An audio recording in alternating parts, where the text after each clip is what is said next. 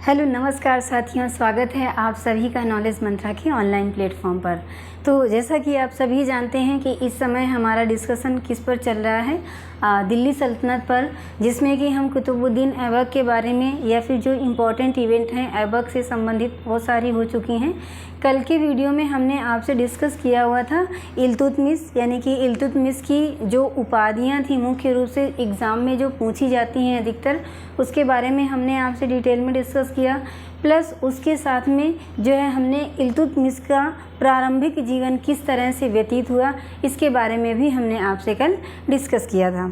तो हमने कल आपसे पूछा था कि कल मैं इल्तुतमिश के बारे में जब मैं पढ़ा रही थी कि इल्तुतमिश को जब दिल्ली के बाज़ार में जो है ऐबक ख़रीदता है तो सबसे पहले कौन सा पद देता है, कौन सा पद प्रदान करता है, तो वो पद कौन सा होता है?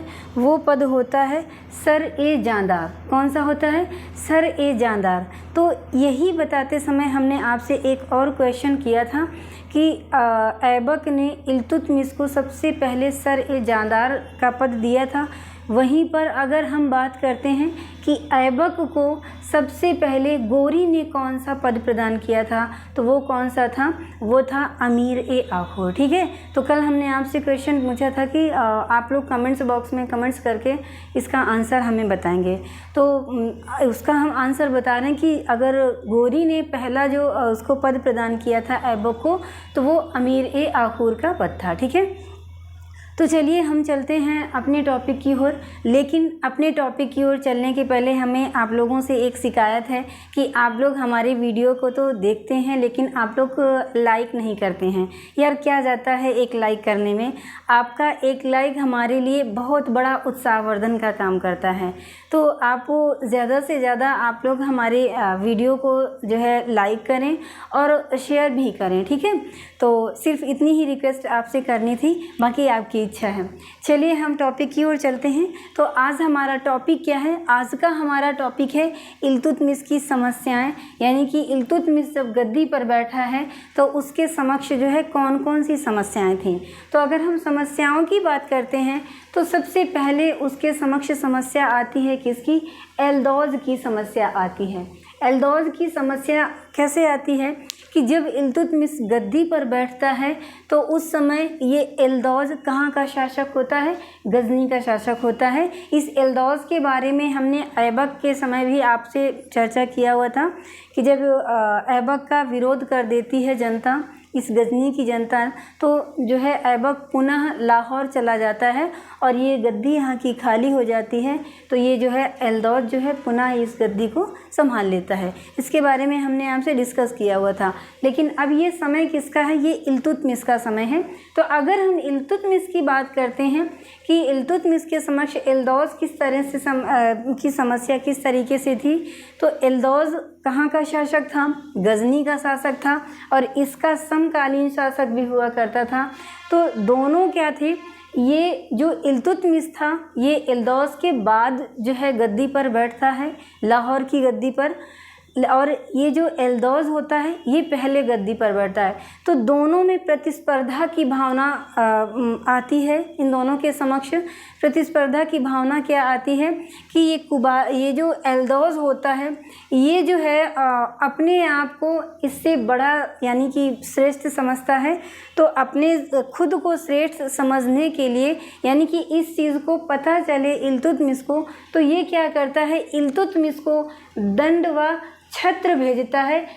किसको भेजता है? इल्तुतमिश को भेजता है, जो कि अधीनता का प्रतीक होता है।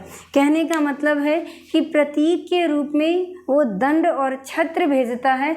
और ये जो दंड और छत्र भेजता है तो इसका मतलब क्या होता है कि इल्तुतमिश एल्दौज के अधीन ही शासन कर रहा है। ठीक है, तो इस तरीके से जब ये अधीनता जब ये दंड और छत्र भेजता है, इस चीज़ को जो है ये एक्सेप्ट नहीं करता है इल्तुतमिश, और इल्तुतमिश इस चीज़ को ले करके जो है इन दोनों के मध्य तराइन का तृतीय युद्ध होता है। वो कब होता है?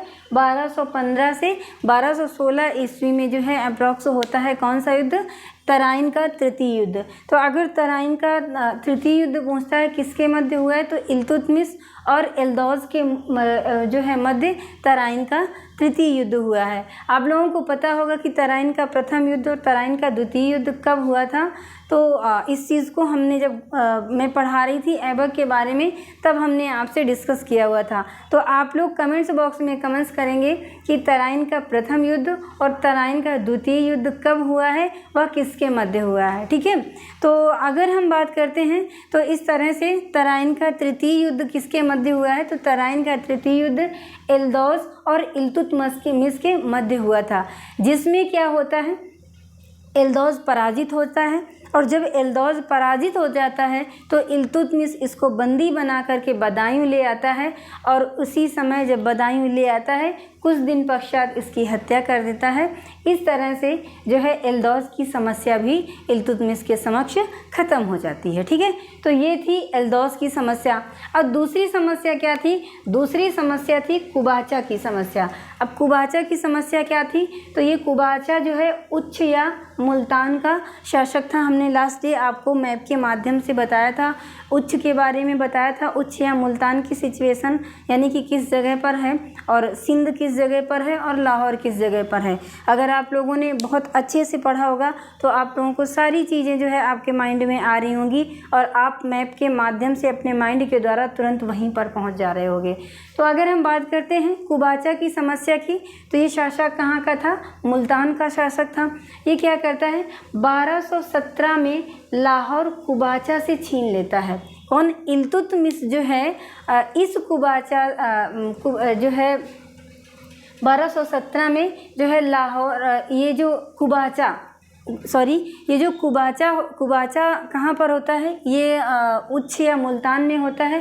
तो इल्तुतमिश क्या करता है, ये उच्च या मुल्तान जो है क्या करता है, छीन लेता है। और जब ये छीन लेता है और इसको पराजित कर देता है चिनाब नदी के तट पर। तो अगर नदी पूछता है कि इल्तुतमिश जो है इसको कुबाचा को किस नदी के किनारे पराजित करता है, तो नदी होती है चिनाब नदी। और किसको पराजित करता है, कुबाचा को, और कुबाचा को पराजित करके जो है इसका साम्राज्य क्या करता है, छीन लेता है। तो जब ये छीन लेता है और यहाँ से इसको छीनने के बाद में यहाँ पर अपने पुत्र नसीरुद्दीन महमूद को उत्तराधिकारी बनाता है। कहाँ पर, इस उच्च पर जो है इसको पराजित करके अपने पुत्र इल्तुतमिश जो है अपने पुत्र नासिरुद्दीन महमूद को यहाँ का शासक बना लेता है। और ये जो है जब पराजित हो जाता है तो ये अंत में जो है गिल्टी फील करता है बहुत ज़्यादा, और एटलीस्ट करता क्या है कि 1228 में कुबाचा सिंधु नदी में कूदकर जो है क्या कर लेता है, सुसाइड कर लेता है। ठीक है, तो ये थी कुबाचा की समस्या जो कि इसकी अपने आप सॉल्व हो गई। अब इसके बाद में तीसरा क्या है, तीसरा है मंगोलों से समस्या। मंगोलों से समस्या क्या थी, सबसे पहले हम जानेंगे कि मंगोल ये थे कौन। तो अगर हम मंगोलों की बात करते हैं तो ये मंगोल मध्य एशिया की बर्बर जनजाति थे जो कि बौद्ध धर्मावलंबी थे। कौन से धर्मावलंबी थे, बौद्ध धर्मावलंबी थे। इनका नेता कौन था, इनका नेता चंगेज खां या तैमूचिन था। तो ये चंगेज खां समस्त प्रदेशों को जीतता हुआ चला आ रहा था, समस्त प्रदेशों को रौंदता हुआ चला आ रहा था। एटलीस्ट जब ये लाहौर पहुंचा तो ये जो है अपने चंगेज खां या तैमूचिन अपने दूत आइन उल मुल्क को इल्तुतमिश के पास भेजता है सहायता के लिए। इल्तुतमिश के पास सहायता के लिए भेजता है कि आप हमारी सहायता करें। लेकिन इल्तुतमिश ये सोच रहा होता है, जानता है इस समय ये जो है कूटनीति का परिचय देता है और उसे ये पता है कि जब वो सारे प्रदेशों को जीतता हुआ चला आ रहा है, अगर हम इसकी हेल्प करते हैं तो एक दिन ऐसा होगा कि ये हमारे खिलाफ ही खड़ा हो जाएगा। तो इसने क्या किया कि उसको कोई भी जवाब ना देते हुए इसने जो दूत भेजा था, किसने चंगेज खान ने जो दूत भेजा था आइन उल मुल्क को, इसकी जो है क्या कर देता है, इल्तुतमिश हत्या करवा देता है। तो इस तरीके से जो है मंगोलों की समस्या से भी इसको निजात मिल गई। फिर इसके बाद में चौथी समस्या थी बंगाल की समस्या। बंगाल की समस्या क्या थी कि जब ये गद्दी पर बैठा तो उस समय बंगाल का शासक कौन था? तो बंगाल का शासक जो है अली मर्दान था। इस अली मर्दान की हत्या कर देता है हुसामुद्दीन ख्वाजा। अली मर्दान की हत्या कर देता है हुसामुद्दीन ख्वाजा। और आपको पता है कि अली मर्दान की हेल्प बंगाल की गद्दी प्राप्त करने में किसने किया था? तो ऐबक ने किया था, जो कि मैंने लास्ट वीडियो में आपसे इसके बारे में डिस्कस किया हुआ था। तो अगर बंगाल की बात करते हैं तो बंगाल पर अली मर्दान प्रतिनिधि किसका था? ऐबक का।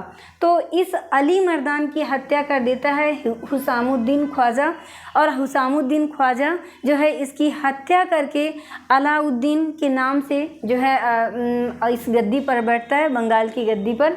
लेकिन इल्तुतमिश क्या करता है? इस पर अटैक करता है और अटैक करके इस हुसामुद्दीन को पराजित करता है और अपने पुत्र नसीरुद्दीन महमूद को यहाँ का संरक्षक नियुक्त करता है। ठीक है, तो इस तरीके से जो बंगाल की समस्या इसके सामने खड़ी हो रही थी, तो ये भी अपने आप समाप्त हो गई। ठीक है, इसका भी इसने जो है क्या कर दिया? समापन कर दिया। अब इसके बाद में 5वीं समस्या कौन सी थी? अवध या दोआब की समस्या। अवध या दोआब की समस्या क्या थी? अवध या दोआब की तरफ से इस समय बहुत सारे विद्रोह हो रहे थे, यानी कि कहने का मतलब है कि यहाँ पर बहुत ही असंतोषजनक स्थिति थी।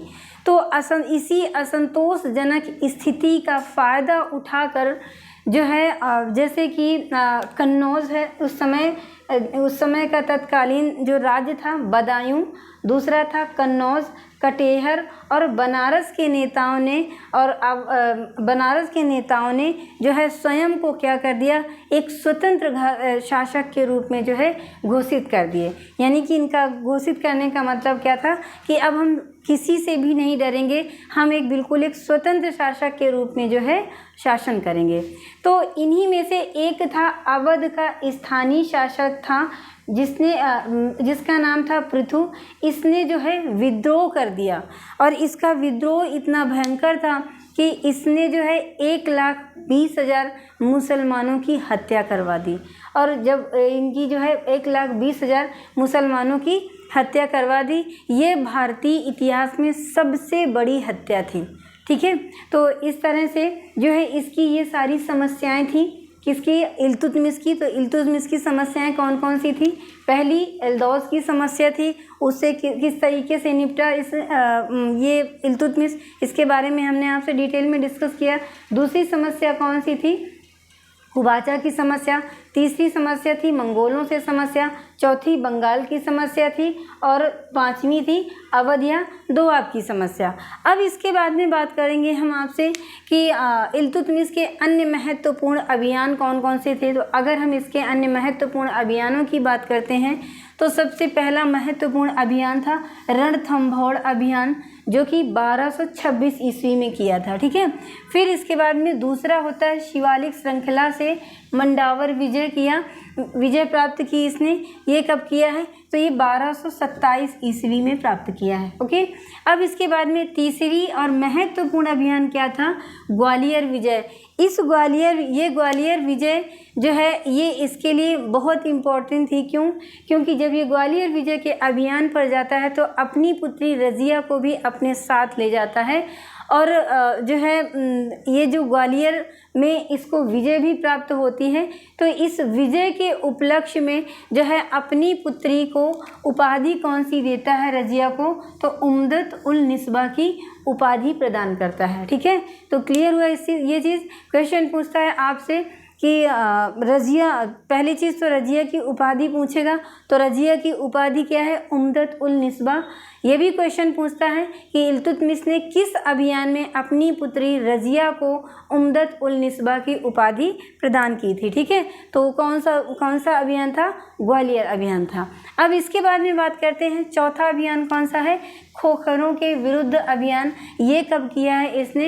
ये किया है 1236 ईस्वी में। तो ये सारे संपूर्ण अभियान थे जो कि भारतीय इतिहास में यानी मध्यकालीन इतिहास में अक्सर क्वेश्चन यहीं से बनते हैं। ठीक है, अब अगली बात हम करेंगे किसकी? इल्तुतमिश की उपाधियाँ कौन कौन सी थी, उपाधियाँ नहीं उपलब्धियाँ कौन कौन सी थी, इसके बारे में हम आपसे डिटेल में चर्चा कर रहे हैं। ठीक है, तो अगर हम उपाधियों की बात करते हैं तो इल्तुतमिश की उपलब्धियां थी। पहली उपलब्धि थी क्या? नवीन शासक वर्ग का गठन। सबसे पहले जब ये गद्दी पर बैठा तो इसने जो है देखा कि जो वहाँ की व्यवस्था थी बहुत अस्त व्यस्त थी, तो इसने अपने तरीके से नए ढंग से इसने क्या किया? शासक वर्ग का गठन किया। और ये गठन क्या किया? दो दलों से मिला करके किया। इसके गठन में जो है एक होते थे तुर्की दास और दूसरे होते थे कौन? ताजिक। इन तुर्की दासों से इसने चालीसा दल का निर्माण किया। और ये जो ताजिक होते थे ये विदेश से आए हुए कहने का मतलब विदेश से आए हुए जो कुलीन वर्ग के लोग होते थे तो इस ताजिक वर्ग के अंतर्गत आते थे। तो इसने अगर हम बात करते हैं कि नवीन शासक वर्ग का गठन कौन कौन से समूहों को मिलाकर के किया था, तो ये था तुर्की दास और दूसरा दल कौन सा था? ताजिक था। ठीक है, क्वेश्चन पूछता है कि किस समूह द्वारा इल्तुतमिश ने चालीसा दल का निर्माण किया था? तो तुर्की दासों को मिला करके जो है इसने चालीसा दल का निर्माण किया था। अब इसके बाद में इक्ता व्यवस्था का सुदृढ़ीकरण किया था इसने। जो इक्ता व्यवस्था थी इसको भी इसने मजबूत किया था। फिर क्या है? सैन्य व्यवस्था भी इसने सुदृढ़ की थी। फिर न्याय व्यवस्था में भी ये सुधार लाया था और मुद्रा व्यवस्था में भी इसने सुधार किया। और क्या था? सांस्कृतिक उपलब्धियों के अंतर्गत हम क्या पढ़ेंगे? स्थापत्य, साहित्य और धर्म। यानी कि इसने कौन कौन से स्थापत्य का निर्माण करवाया, इसके समय पर कौन कौन से साहित्य लिखे गए और धर्म कौन सा था। ठीक है, तो इस तरह से अभी आज हमने शॉर्टकट में आपसे हमने चर्चा किया।